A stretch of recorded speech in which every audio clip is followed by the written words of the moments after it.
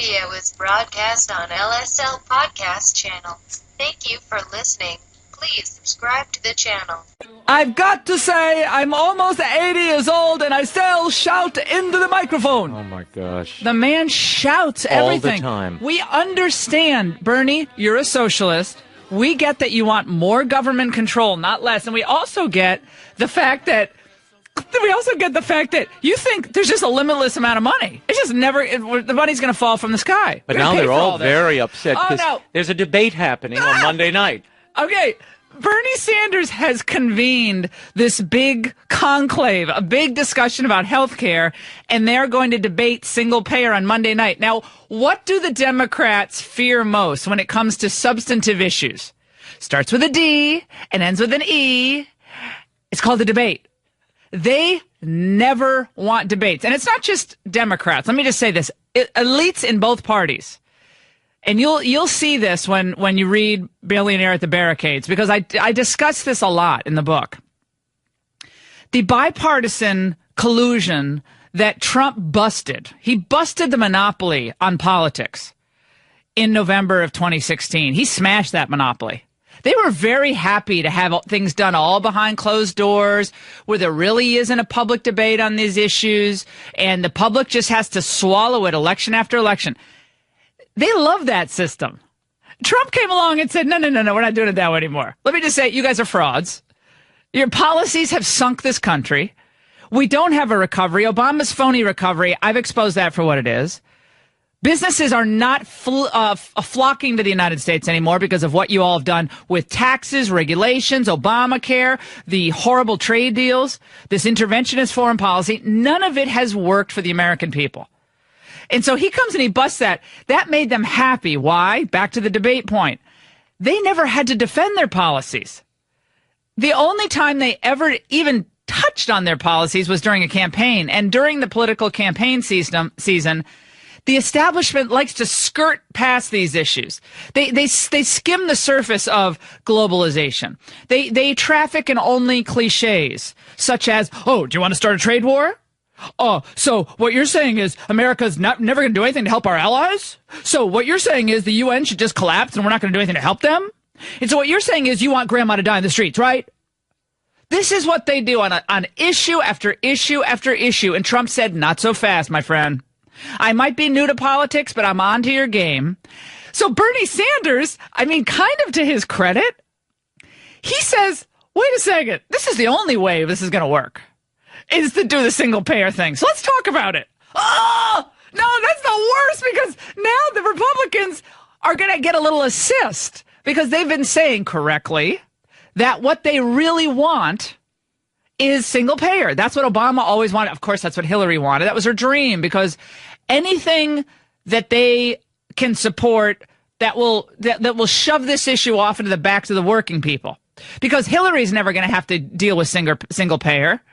And neither is Bernie Sanders, and neither is Barack Obama, and neither are the Bushes. They're going to have their concierge care. But the frothing, apoplectic frenzy on television today. Now, I want to preface this by saying a lot of you smartly have lives. Okay, you have actual lives. So you don't watch these stupid shows on television where it's a bunch of people sitting around a table who don't ever deal with the real world. They only deal with the bubble world in which they live. And the guests around the table, same thing. For the most part, they never deal with working class people, except maybe when they park their cars. They never talk to them. They never really get a sense, except when they go on their we're going to do a show in a diner. And then, and by the way, the people who are at the diner when they go do their shows at the diner never go to diners. They're just there because they heard the elites are coming to the diner. So they AstroTurf is his background. AstroTurf the AstroTurf diners. So the folks over at MSNBC, I've affectionately called it MSNBC for about 20 years, by the way. I used to work there. So MESSNBC, this morning, oh my gosh, they were going crazy about Bernie Sanders now forcing them to debate the issue of health care when they're happy to just demonize. How could Bernie Sanders, how could Amy Klobuchar do this? Because it's not just the Democrats they're letting down. It's millions of people that would be hurt by the passage of the Republican bill. So Joe Scarborough, again, is supposed to be a conservative, bless his heart, from Alabama. Left Alabama in the rearview mirror, by the way. Florida, Alabama. Yeah, well, he went to Alabama, University of Alabama. So he said, how could Bernie do this? How could he betray the Democrats just when they have Cassidy and Graham and the rest of the Republicans on the ropes? How could they do this to the Democrats? Are they still doing the 10th anniversary celebrations? Oh, no. This is, they're doing, and now they're connecting it. Well, how interesting. It's the 10th anniversary of Morning Joe, and it's also the iPhone 10.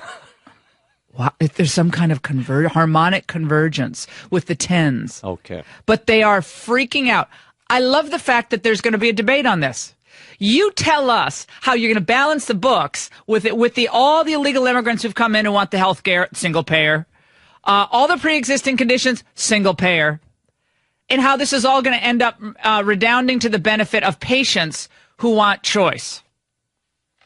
The reality is that if you're Bernie Sanders right now, and you see Lindsey Graham giving that speech he just gave, which is he's baiting Sanders. He's baiting Bernie Sanders into a debate. Took the bait. Any halfway sane politician who sees the principal sponsor of the bill Republicans are trying to pass, baiting him in that way, says, you know what? That guy's trying to bait me. And you know what? The whole point here is to keep the focus on how bad this Republican bill is.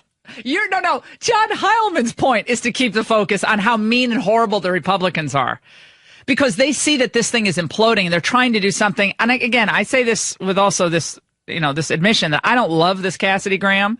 Don't love it. I wanted a clean repeal, but we don't have the votes for a clean repeal.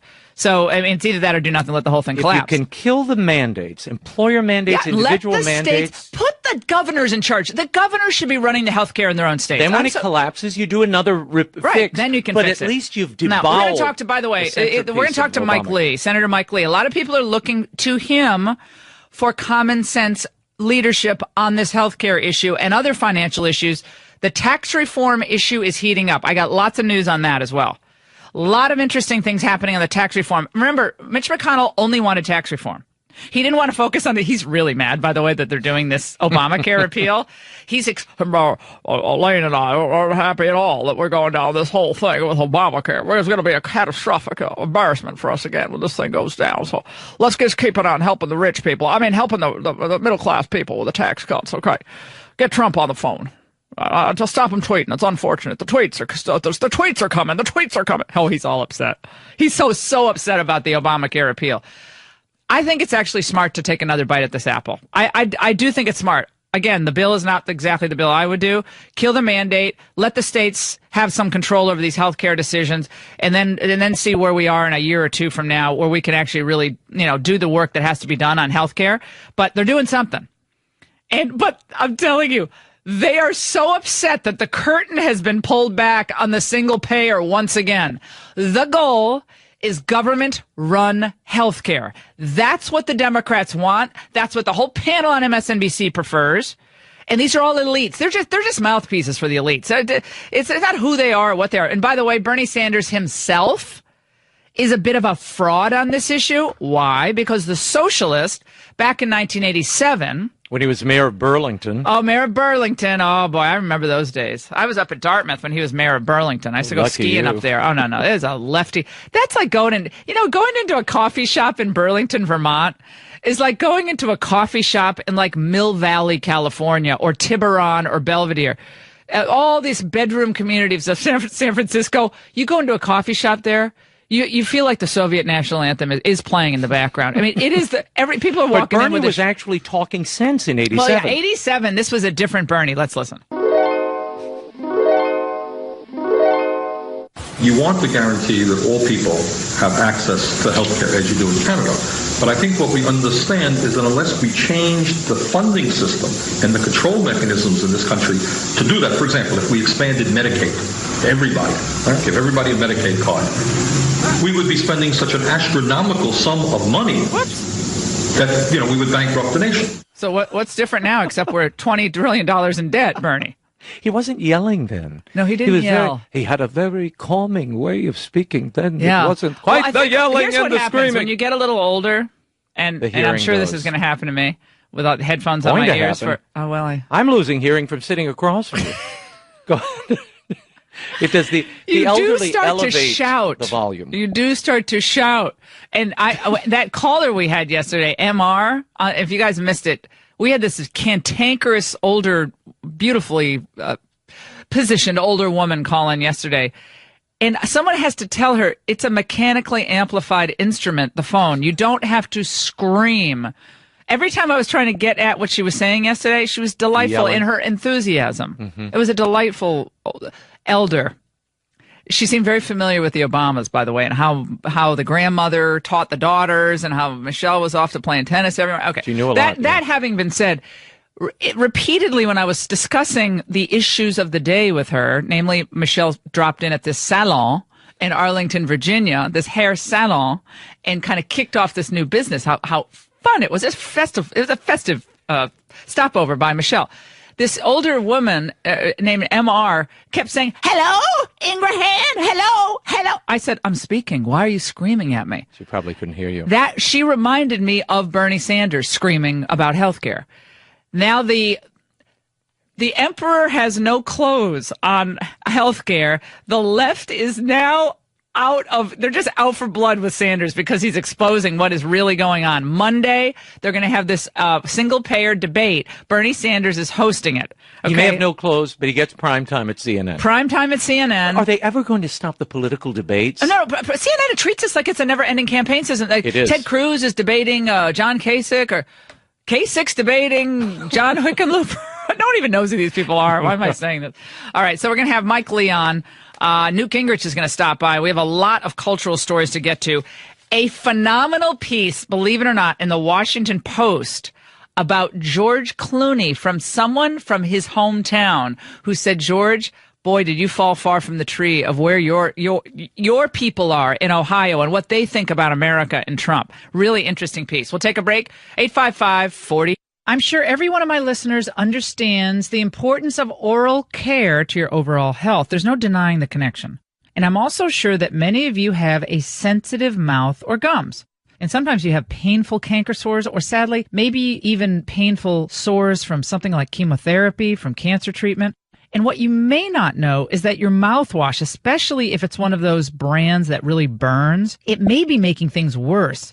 So you should try non-irritating, alcohol-free Closis Oral Rinse. That's Closys. Closis is like first aid for your mouth. It's as gentle as water, but it helps relieve common but uncomfortable, even painful issues in your mouth. And unlike other mouthwashes, Closis is also pH balanced, which eliminates the burn and the irritation. Try Closis Oral Rinse for sensitive mouth, gums, and canker sores for pain-free oral care. That's Closis, Closys. Learn more about the gentle, effective oral rinse at Closis.com or get Closis today at Walgreens, CVS Health, and Walmart. That was a clip from last night's Tucker Carlson. I think it's difficult for people to follow this unless they saw the beginning. So we kind of jumped in at the end, but the beginning of the Rob Reiner interview was when he said, when Tucker said, "Well, wait a second, you guys are doing this Russia investigation." Like, Meathead is now a Russia expert. And so they're impaneling all of these so-called experts. Well, Rob Reiner, David Frum, and Morgan Freeman did a big video, which is really the beginning of this, not the end.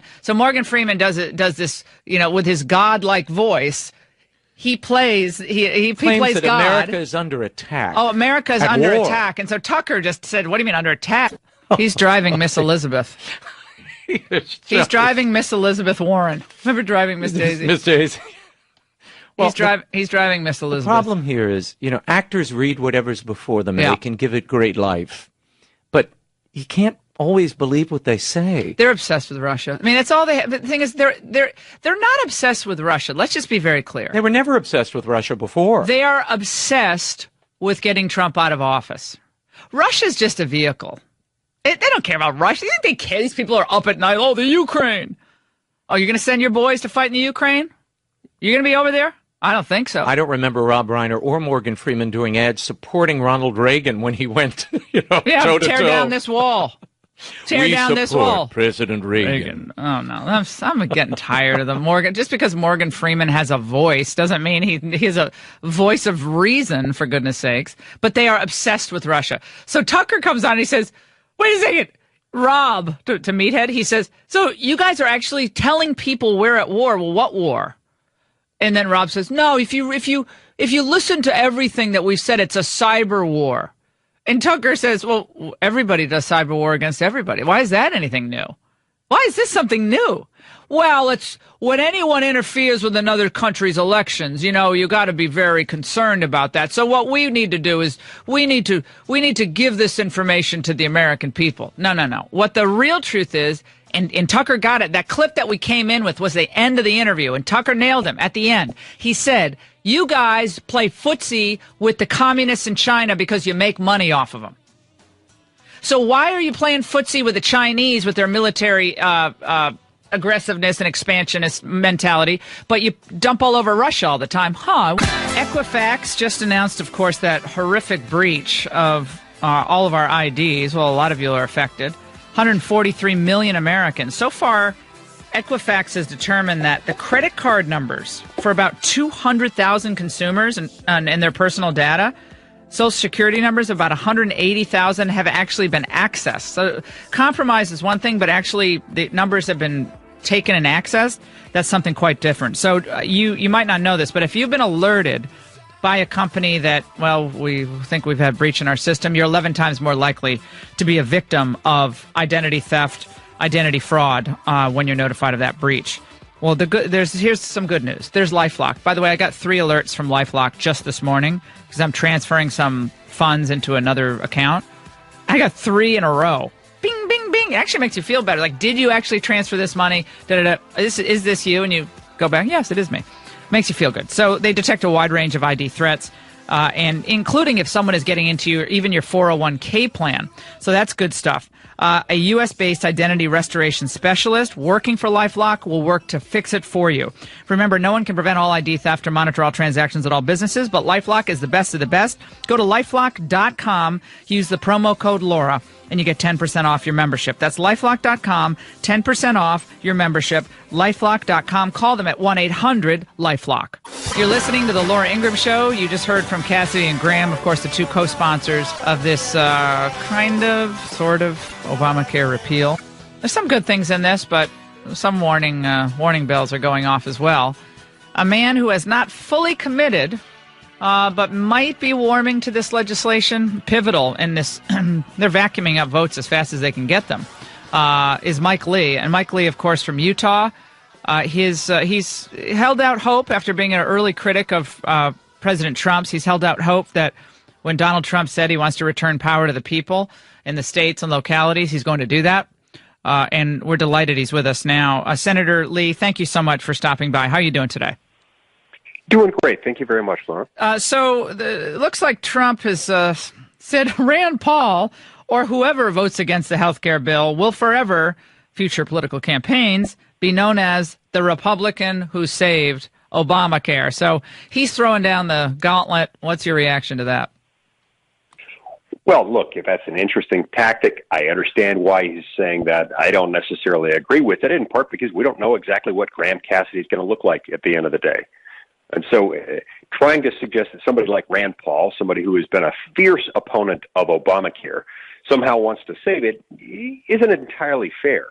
Now, I might end up voting for this at the end of the day, or I might not. Whether I vote on it is going to depend on a few things. I've been working with Graham and Cassidy on technical language to make sure this thing does what they have been telling us it will, in fact, do. If at the end of the day I conclude that this will make things better, that this will increase the affordability of health insurance for hardworking American families, then I might be able to vote for it. But I do have to reach that conclusion, and there are some details that matter. What is most concerning to you now about this legislation? Okay, so one of the things that we've been promised is that this would return power to the states. It does that through block grants by taking Obamacare subsidies and handing them out to the states in big block grants. Another way that it does that is to give the states some regulatory flexibility with regard to health insurance. You see, the Obamacare healthcare regulations have been a big part of what's been driving healthcare costs through the roof. But we've got to actually provide the states that flexibility that's been promised by the authors of this bill. So that's got to be there. If these are phony transfers of power, if these are illusory, I'm not going to be able to vote for it. Well, I think that folks who are concerned about federal government controls and the mandates do have a reason to be somewhat pleased with this legislation, because it does give more authority to the governors to experiment with reforms on the state level. Is that correct, according to your analysis of this? Yes. To a significant degree it does, and that's why I'm working with them to try to make sure that those things actually happen. When this legislation says that states will have more regulatory flexibility, I think that means something. But if at the end of the day the Secretary of the U.S. Department of Health and Human Services can nullify all of that at will, that's going to be a problem, because that will significantly limit the amount of good this bill could do. There was an issue raised this morning on MSNBC about a provision in the legislation that would exempt both Montana and Alaska from the Medicaid caps in the amount of spending increases per person on Medicaid. All the other states would be subject to the cap, but not Lisa Murkowski's state of Alaska. She's a critical vote in all of this. And, of course, that harkens back to the Cornhusker kickback in 2009 that you and I know on the radio, spoke about at the time, or we talked, I think we did, with Ben Nelson. What's your sense there? Yeah, that is the kind of thing I worry about. Also, there were rumors circulating yesterday in the media, some about Alaska and Montana, others about Alaska and Hawaii. One of them suggested, for instance, that Alaska and Hawaii would continue to get both the Obamacare tax credit subsidies while simultaneously, in perpetuity, receiving these block grants. And that would, of course, be a non-starter. That turned out to be a false rumor. That's one of the problems we've got with the fact that we don't have bill text. And I've been asking the authors for bill text. I still don't have final bill text. And that is a worry, given that we are less than a week away from possibly passing this thing. I'm one of these quirky lawmakers, Laura, who likes to read the darn bill before I vote for it. Senator Lee, it drives me bananas when you have Republicans who criticized Obamacare because, you have to pass it to see what's in it. And the same thing happened, as you recall, with the push for amnesty with the Gang of Eight. Most people hadn't read the bill. There's no normal course, normal legislative process that allows things to be very transparent. And so we're all talking about a piece of legislation that most people have not read, and it doesn't exist unless it's behind closed doors, like the old Trade Promotion Authority and the TPP that were in that basement that people couldn't even take notes on. I mean, we don't even know what it is. It's crazy. That's right. That's right. We have an idea because they came out with something a week ago, and I've been studying through that and making suggestions off of that. And I've been told by the bill sponsors that there is new text. They promised to give me language, but I haven't seen the most recent draft. That's just outrageous. And it's terribly, terribly frustrating. It's one of the many things that's wrong with our process. Why is it that we have to see everything at the very last minute before people can understand it? Now, listen, it's hard for me to fault just the bill sponsors in this circumstance. The bill sponsors, I think, are working in good faith to try to keep up as fast as they can. But there is a major problem with the fact that we are 1 week away from possibly passing this thing, and most people still don't know what's in it. And most members appear to be content with that, and that's really frustrating to me. Meanwhile, the issue of tax reform, so important for this economy and for the middle class, desperately want tax relief. How does this complicate that matter? I know Mitch McConnell, according to reports in the Washington Post, is not thrilled that the Senate is going back to Obamacare because they wanted a clear narrative on tax cuts and tax reform. And we also don't have the legislation on that. I mean, Trump campaigned on 4 rates. Now it looks like they want to keep the top rate in place, 39.6%. That would remain. And they would remove a lot of deductions. But again, no bill, just general conversation. I don't like that. As someone who's, former lawyer and all that. I prefer to have something to actually debate about, and it's all very muddled. Well, that's right, and that's the first part of your question. Laura, when anyone says that they don't want to do Obamacare because they want to do tax reform, that's crazy. There's no reason why they have to be mutually exclusive. We ought to be doing both of them. But you're exactly right on tax reform. It's a similar version of what we've got here. You've got a lot of people saying, yes, I'm for that, without knowing what the it is. I'm for this bill, knowing full well that it's still forming, and we don't know whether this thing is going to have 4 limbs or 8 or 25.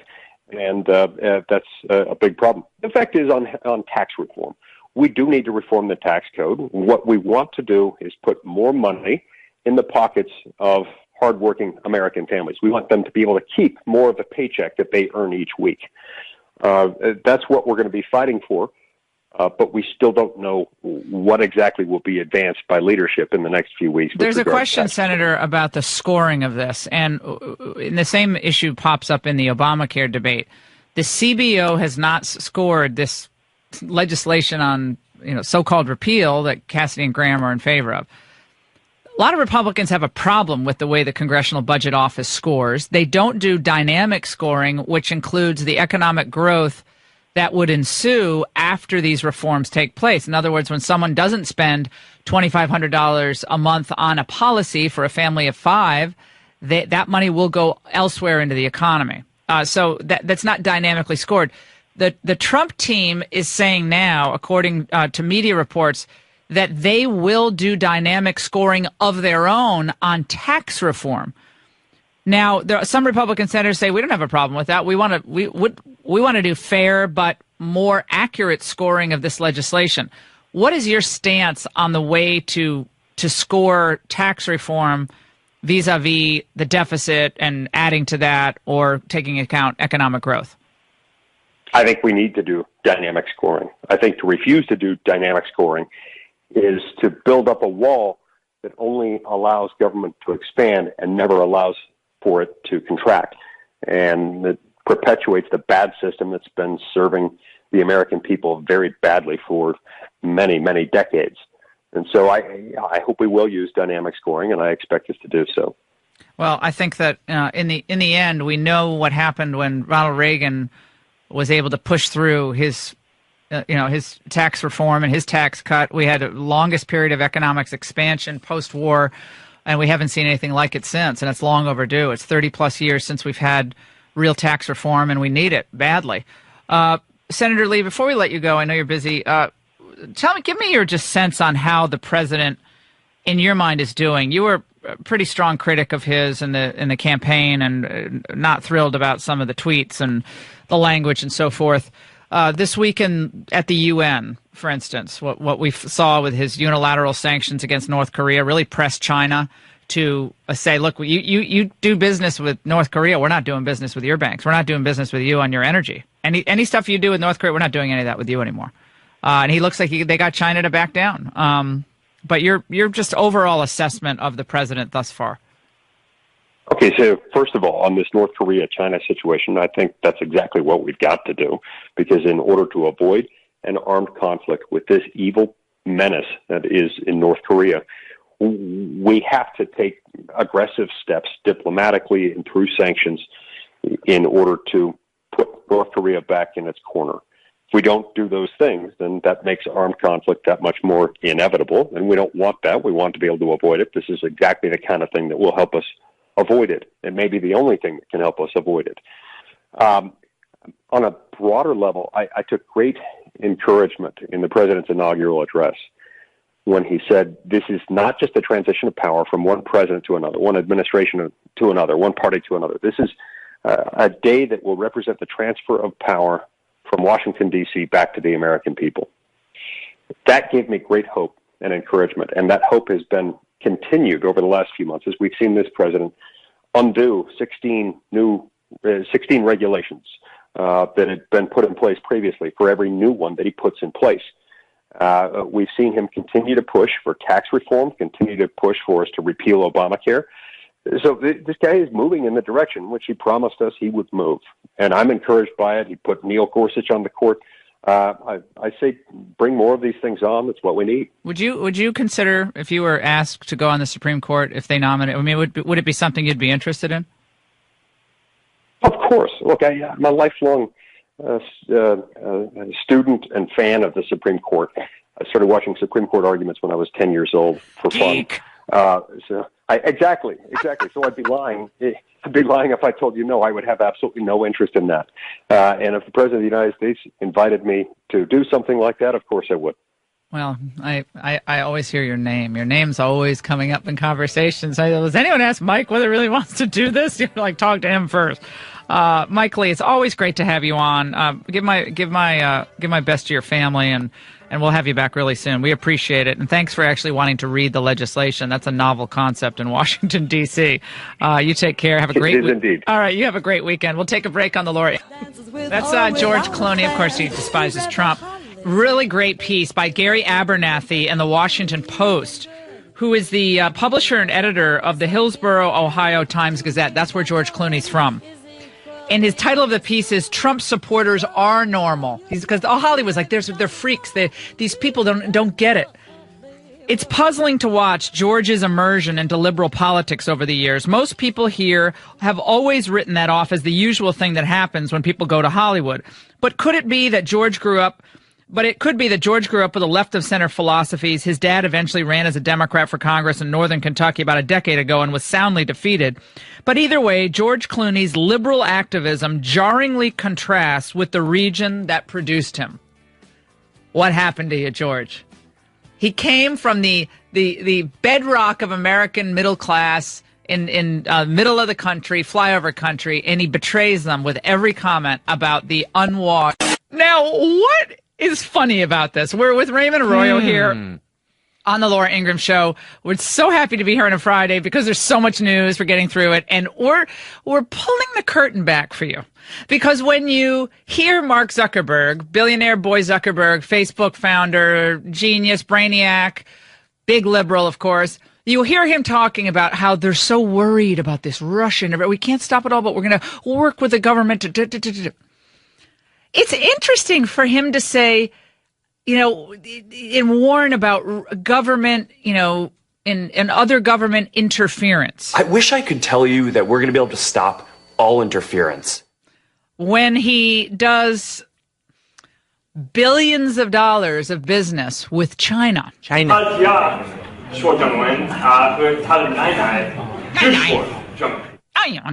That was him in China. He speaks Mandarin. He is raising his children to speak two languages, Chinese and English, which is fine. I mean, I have no problem. I think it's great to speak multiple languages. But he was ridiculed by many in China because he went to China, basically prostrated himself to the Chinese government. In fact, the not conservative Guardian newspaper in Britain wrote a piece titled simply, "Facebook's Mark Zuckerberg meets China propaganda chief in Beijing." The founder of the social media company met Liu Qinchuan amid concerns about China's crackdown on internet users. He held a rare meeting with China's propaganda chief amid a crackdown by Beijing authorities on the use of the internet. Liu Yuxian told Zuckerberg that he hopes Facebook can share its experience with Chinese companies to help internet development better benefit the people of all countries. China has called for a creation of a global internet governance system and cooperation between countries to regulate internet use. Well, there's an interesting connection here because this is exactly the point that Rob Reiner ran into the other night. Distributing his movies in China, they're all willing to edit and change the content of those movies. To please the propagandist. And yet, we have a problem with Russia. So they suck up to China morning, noon, and night. These Hollywood celebrities and high tech. Biggest market in the world. Mega market. Okay? They do not want to offend the Chinese at any cost. Cannot.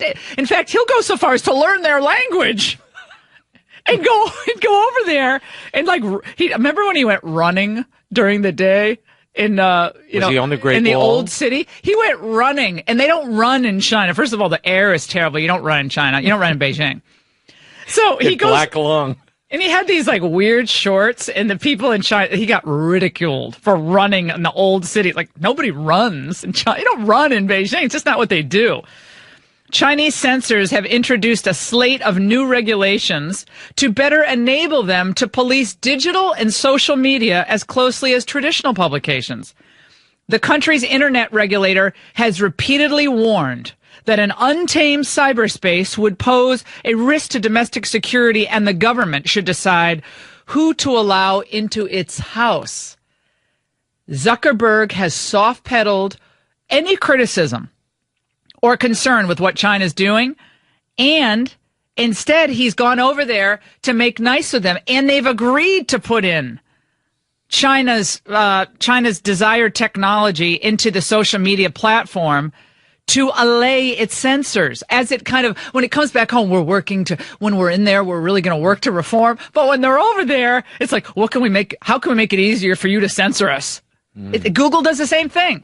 Google, of course, Apple, with the stuff manufactured over there. So Apple, Google, and Facebook are all in bed with the Chinese, and all of them are obsessed with how Russia's changing election politics in the United States. I care deeply about the democratic process and protecting its integrity.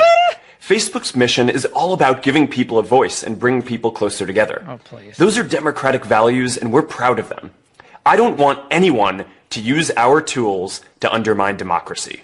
That's not what we stand for. So he is handing over the ads that were bought and the identities of those that were bought through fake accounts 3,000 Russian ads. They're described as Russian ads to Congress. So Congress can look into the... And they've already shared the same information with the special counsel, Robert Mueller. 4 days ago, by the way, Mark Zuckerberg talked baby names with the president of China during Facebook's Charm campaign. Oh, how wonderful. Oh, remember how Jerry Lewis told us how children are named in China? Oh, yeah. We'll have to, maybe later we can Maybe that's in the post show. Yes. Facebook founder and all-around boss man, Mark Zuckerberg, was apparently so eager to get Facebook accessible in China, where it has been blocked since 2009. Listen to this. That he tried to chat up President Xi Jinping on baby names.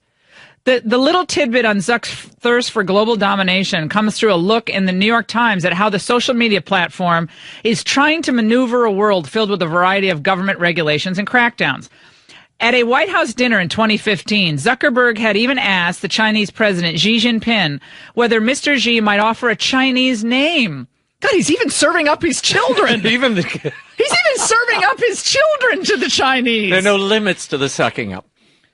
That back then, of course, his firstborn child, because that was his first child, usually a privilege reserved for older relatives, or sometimes a fortune teller in China. Oh.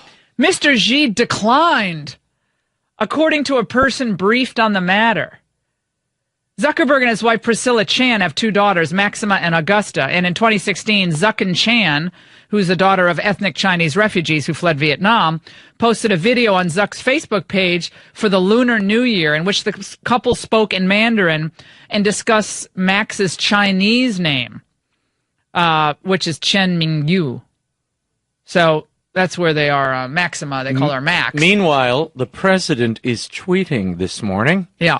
The Russian hoax continues. Now it's ads on Facebook. What about the totally biased, dishonest media coverage in favor of crooked Hillary? What about that? Okay. What about it? Yeah, he's the Russia report comes every day from cable news. It's the Russia report. Meanwhile, China can just bulldoze churches, imprison people, cheat, steal our intellectual property, all the things that they're doing. And they're a communist country, and they're censoring the internet and putting demands on Google to which they're acceding, and nary a word. When have they ever criticized China? This Russia. China stole 50 million personnel files from the United States, including mine. Mine got stolen. And look at all the electronic privileged material, all of our copyrighted material that they steal all the time, remarket. Later in 2015, Mark Zuckerberg also delivered a speech at Tsinghua University. I'm just guessing on how to pronounce it. I love the Chinese pronunciation. Tsinghua University in Beijing, also completely in Mandarin. Could you do the show in Mandarin one day just for me? So far, neither of these efforts or more head-scratching attempts to ingratiate himself with the Chinese, they don't respect him. See, the Chinese, when you do this, the Chinese don't respect you. Like the infamous photo of him jogging through smoggy Tiananmen Square. So where people were killed in Tiananmen Square, Zuckerberg felt it appropriate to wear his little tight shorts to go jogging around. Totally misreading both the American people and the Chinese. Billionaire boy wonder. I don't care how smart he is with computers, the boy has no common sense. None. 855-40-LAURA. So Facebook still doesn't have access, but they're willing to change to get their access into China. Sergey Brin already changed Google's whole algorithm in China because they want the market in China. All right, we'll take a break on the Laura Ingraham Show. In Alabama on Tuesday, there's a big runoff. Big Luther Strange. President's going down there tonight for Luther and Strange. Judge Roy Moore. Now, it has been falsely reported that I endorsed Roy Moore, including in today's Washington Post. It says I endorse Roy Moore. I've decided I'm not in this race. I don't know enough. Frankly, I don't know enough about it. I haven't really, focused on I could see some benefits to both of them. And I'm just not coming down on one side or another. Unless something changes in the next 24, 48 hours, I don't see myself getting involved in this at this point.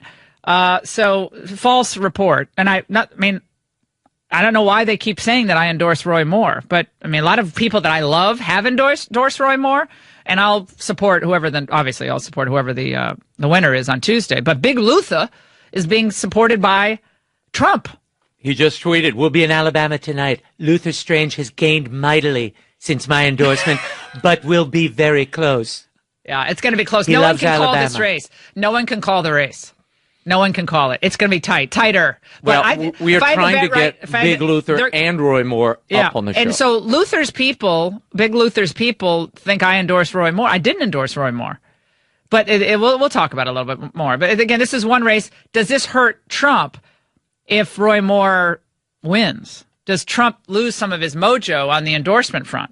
That's why it's tricky to get involved in some of these primaries. I did the Dave Bratt thing because I really, I knew Bratt and I was really close to him. I don't know Roy Moore, except the Ten Commandments thing. I knew Dave Bratt, and I got to know him over many months. So, I'm trying to juggle as much as I can, kids. I can't do it all. I try. I just can't do it. I can't do everything. We'll take a break on the Laura Ingraham Show, 855-40-LAURA. Big Luther versus a big judge. It's always nice to hear compliments about how great my hair looks when I'm out and about. And when my hair went from lifeless and kind of drab to luscious and dynamite, it did that thanks to Ovation Cell Therapy Treatment. It nourishes the hair and scalp, got complex proteins, vitamins, other key nutrients, and it's clinically proven to deliver thicker, stronger, longer, and visibly healthier looking hair. It did it for me, and I know it's going to do it for you. So join the Ovation Nation. Friend recommended, buyer approved, and guaranteed, or your money back. Take the cool plunge. Try Ovation now with 15% off for a limited time. That's no minimums, no restrictions, and guaranteed. All you have to do is go to ovationhair.com, select Laura Ingraham in the survey at checkout. That's ovationhair.com. Remember, Laura Ingraham in the checkout. Hurry, there's still time to get 15% off all the fabulous hair care products that I use, and it's clinically proven to deliver thicker, stronger, longer, and visibly healthier looking hair on ovationhair.com. You are listening to the Laura Ingraham Show. That's Big Luther Strange, who is pals with Sessions, a longtime politico in the state of Alabama, and has a lot of friends in high places, including the President of the United States, who endorsed him. Also, McConnell likes Big Luther because he's the incumbent. He was selected to replace Jeff Sessions when Jeff Sessions landed in the cabinet. But Judge Roy Moore is also extremely popular. He's led in most of the polls in this special runoff, which is going to be held on Tuesday. The polls look like they are tightening now, but who knows? We don't know how this is going to go. The polls are always seem like they're always wrong now anyway. But joining us now, I'm delighted he's with us, Judge Roy Moore from the great state of Alabama. How you feeling? Are you nervous about Tuesday, Judge? Are you getting nervous? You're excited? Tell me where you are. Where's your head at? Well, nervous, excited, anxious. I guess we could say everything, but we're ready to get this thing over with, Laura, and nice to be on the show this morning. So the media, the national media, is describing this as Steve Bannon versus Donald Trump, because Bannon, the editor-in-chief of Breitbart, and many other conservatives have come out on your side, and Donald Trump, interestingly, is on the side of Luther Strange here and is actually making an appearance, and he's leaving tonight for this big event in Alabama. What about that? Is this Bannon versus Trump? Well, even the national group Citizens for Trump have endorsed me. I'm not against Donald Trump's agenda, and that's just a fiction that my opponent's using, and Donald Trump to oppose me. Anything I've done or being against him. Well, you're suggesting that a deal was made. That's a pretty serious charge. Tell me more. I want to know about this. I don't mean that the deal was made. I'm saying I don't know what's going on behind closed doors, how they've convinced him to come down, what they've said about me. That's what I'm talking about, not deals. Okay, you said deals. But so McConnell is also... I said deals, but referring to what he's been told. I got it. And what is McConnell's role in this, as far as your people are telling you? Is he's come out strong for Luther? He knows that that's probably not helpful for him in Alabama. Well, he's come out. This whole thing has been driven by McConnell wages war on the South in the CNN report. McConnell, with a 52-48 majority, doesn't want another conservative GOP rebel he can't manage. That was in the CNN report on July 3rd. This is what it's about, and it's up to 15 to 30 million, depending on who you listen to, that they put in this campaign. In the MSNBC said it was 30 million. They have poured millions and millions of dollars into this campaign to ensure that they don't want a conservative rebel they can't manage. Well, if that's me and that's what they were referring to, they can't manage me, and they shouldn't manage anybody. This is not about management in the Senate. It's about voting your convictions under the Constitution of the United States. What about the issue of this Obamacare repeal? I think they believe that Luther Strange is going to be strong for this Graham Cassidy legislation. We don't even know what the legislation really says. They haven't released any text. Where are you on the general concept? Well, I think that some things in the legislation I agree with. Planned Parenthood, cutting of funds to Planned Parenthood, I agree with that. It may be a step in the right direction, but I always support full repeal of Obamacare. If we get into socialized medicine, it's exactly what the Democrats have always wanted. What will you consider a victory? I'm sorry, Judge, we're almost out of time. Just in 15 seconds, what would a victory over Luther Strange say to the nation? I think it would say to the nation that conservatives are still viable, and they can run in different states, and they can win in different states despite the money that's going to be poured into them by the Senate Leadership Fund. They want to keep the stagnancy going in Washington, D.C. Very interesting. We really appreciate your joining us. Judge Roy Moore, we invited Luther Strange on, but he hasn't accepted. We have a lot more in this Alabama race. The polls have tightened, but now expanded a little bit. In just a moment, I'm going to tell you why this all matters. We'll talk to Newt Gingrich, I think, about that and a lot more.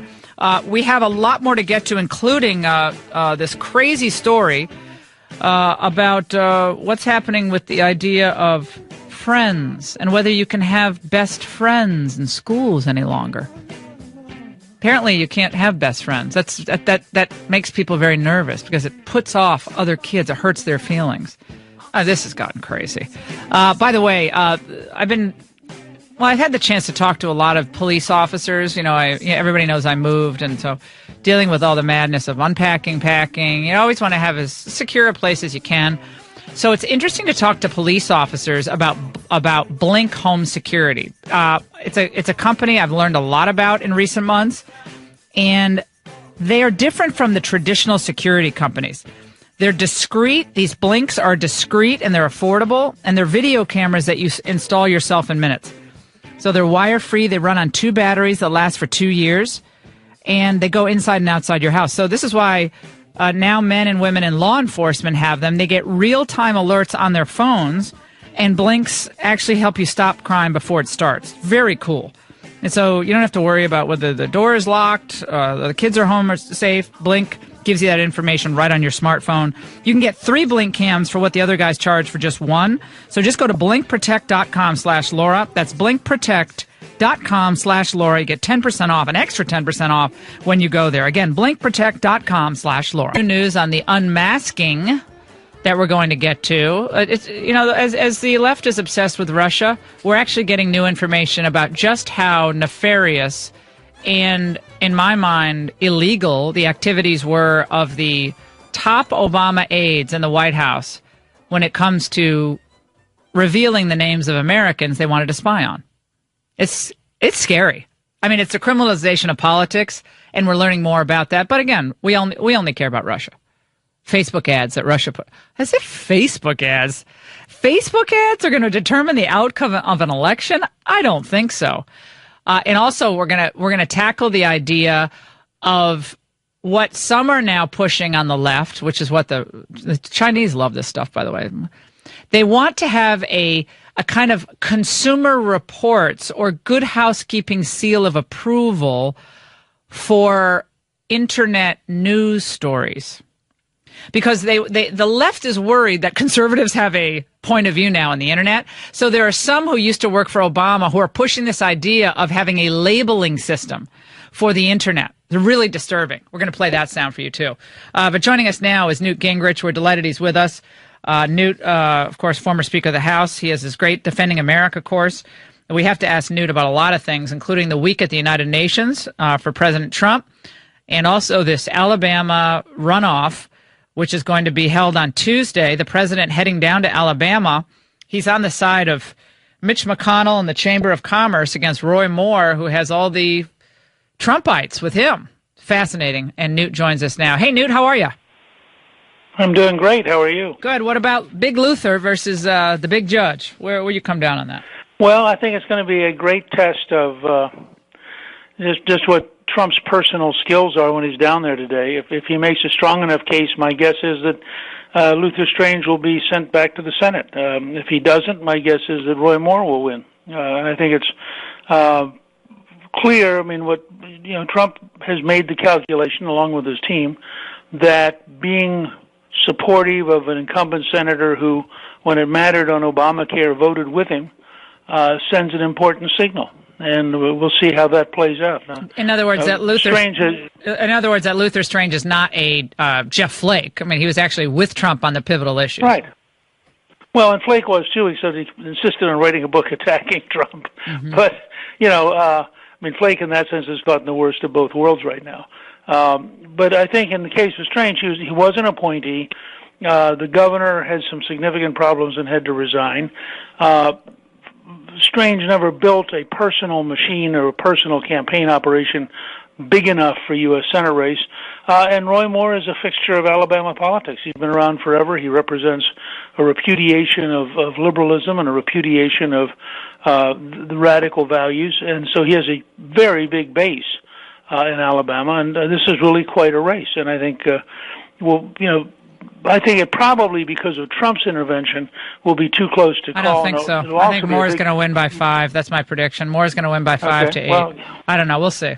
He may. I do think in a very low turnout special election like this, the intensity of your support really matters.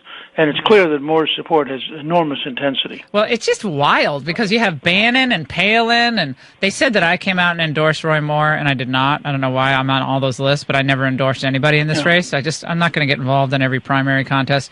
It's just not what I'm going to do anymore. But so you have this interesting grouping of people. You have the real populists, the conservative rebels, the people who want to really reshape Washington and return power to the people. Then you have all these establishment figures and organizations, except for Donald Trump, coming and rallying for Luther Strange. Look, so it's I think, interesting. I think in a lot of ways, Trump has precisely the challenge of being an incumbent.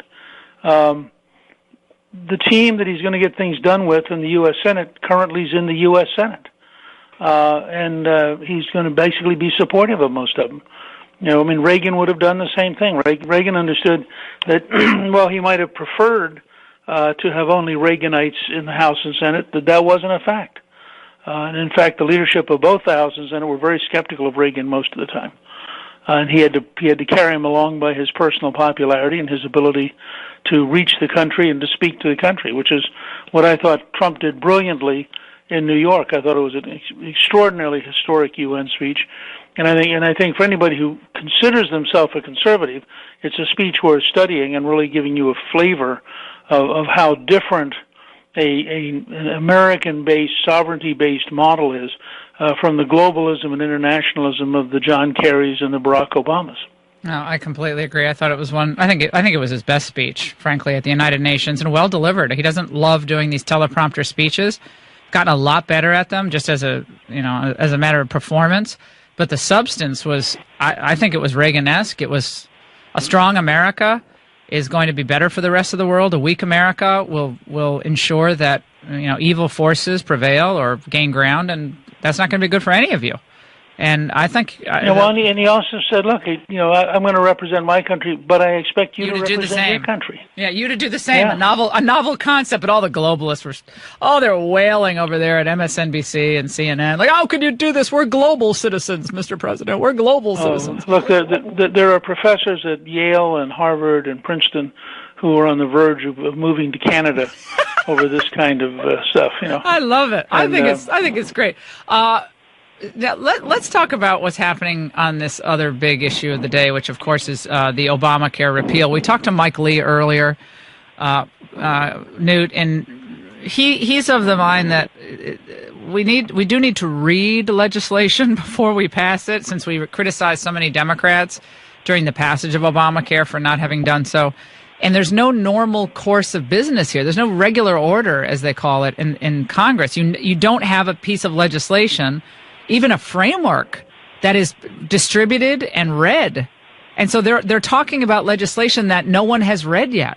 And he found that, and I find that to be quite disturbing, to say the least. Well, look, I think that we would be better off, would always have been better off to go through regular order. I think they would still be better off to take it to a committee, have a hearing, have the whole thing out in the open. We live in an age when if you will publish it, it's available to 315 million people instantaneously, and every analyst and every lobbyist in the country is going to look at it carefully and take it apart. But you also know how it's going to divide up. Everybody who wants more money from the taxpayer is going to be opposed to it. So every single health group, every single insurance group, they're all going to get up and say, and including, by the way, a number of governors who think that health is so important it's a moral issue, but don't ask them to raise taxes on their own people. So there'll be a lot of people in line who say, give me the money. They will all oppose this. Now, I agree with Senator Lee. They ought to have it out in the open. They ought to look at all the details because, frankly, I don't want a staff-written bill in which buried in page 714 is a whole set of things you and I would find horrifying. But I do think I think they could go in regular order to the committee. I think the Republicans in the committee would vote it out. I think they could then take it to the floor. And if they worked it next week, they could get it all done. I think the Democrats will do everything they can to sort of draw out the clock, and that will be interesting. I remember one time in Georgia, they had a guy hanging upside down from the balcony, turning the clock back, so that the legislative session didn't end for several more hours because they had run out of time. So exactly how Mitch McConnell will handle the end of this week, I'm not sure. And it might be as simple as just getting consent to hold over for an extra 5 days or something. But I think they will. I think they are up against a deadline. I'm not sure they can get the final vote, if you will. On the other hand, I'm sympathetic to the idea that this is a bill that starts us towards federalism. It starts us towards states having to be responsible. It recognizes Washington does not have the solution. And if you measure it against Obamacare rather than against perfection, it's a dramatically better bill. Before we let you go, Newt, there's a piece in the Washington Post today. Ed Gillespie, who's running as the Republican for governor in Virginia, Ed Gillespie keeps door open to campaigning with Trump. Would it hurt in the Virginia governor's race? Now, if you were advising Ed Gillespie, who's a establishment Bush Republican, how to beat his Democrat challenger in the gubernatorial race in the Commonwealth of Virginia, knowing how that's kind of a purpley state, what would you recommend that Ed do? Become more of a conservative populist, try to see, well, that's where the party is right now, or kind of try to walk this middle line and, well, I'm holding out great hope for the president. I want him to be successful, but not campaigning with him. What should he do? Well, look, first of all, Donald Trump is a fact. There are parts of Virginia where he's very, very popular. It's an off-year governor's race. Turnout matters. And Donald Trump will help turn out the vote. I mean, I find it amazing. If you look at the fundraising parallels, the Democrats nationally are collapsing. The Republicans nationally are doing as well as they have ever done. Now, somehow that suggests to me that the New York Times, Washington Post version of reality isn't very accurate. And I think, Gillespie is a Republican. He's running as a Republican. He ought to say, look, I would expect as governor to work closely with the Republican president to get lots of good things for Virginia. I guarantee you my opponent can't get any of those things and can't work with him. I think that's a lot better position than to look confused. Yeah. But would you think he should campaign with him? Sure. I think Trump is a fact. I don't think anybody in Northern Virginia who's going to vote is going to be confused about the fact that Ed Gillespie is a Republican, has been a Republican national chairman, has been involved in electing Republican presidents. So I don't think it costs him any votes, and I think the extra energy Trump may bring to the race may, in fact, turn out some votes who otherwise wouldn't turn out. Yeah, remember what happened after Obama was elected? Bob McDonnell won the governorship the year later in that off-year election, the same year that Chris Christie won in New Jersey. So there's oftentimes a backlash after the party wins in the state of Virginia. We've seen this happen time and again. Newt Gingrich, it's always great to talk to you. Defending America, of course, fantastic, of course, as always. And give our best, of course, to Callista. We'll take a break on the Laura Ingraham Show, 855-40-LAURA. What will a Luther Strange loss in Alabama mean for the president, his party, and his agenda? 855